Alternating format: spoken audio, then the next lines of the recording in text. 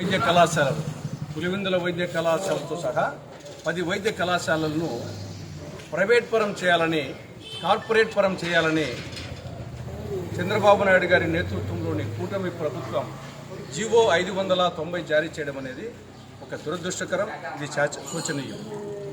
పర్యవసానంగా పేద విద్యార్థులు వైద్య విద్యకు దూరం అవుతారు, పేద రోగులు ఉచిత వైద్యానికి దూరం అవుతారు, ప్రతిభకు వాడే కట్టడం జరుగుతుంది.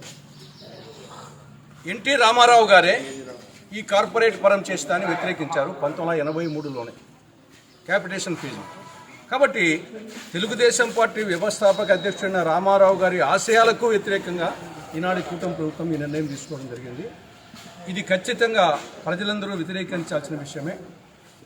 ప్రభుత్వం ఈ జీవో 590 ఉపసంహరించుకున్నంత వరకు దీన్ని వదిలే క్వశ్చనే ఉండకూడదు.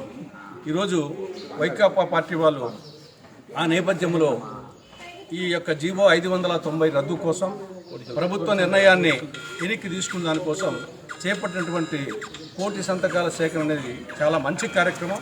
ఇది ప్రజలకు ఉపయోగపడే కార్యక్రమం. కాబట్టి కాంగ్రెస్ పార్టీ పరంగా కూడా ఈ యొక్క ప్రయత్నాన్ని వచ్చేసి హృదయపూర్వకంగా అభినందిస్తున్నాను.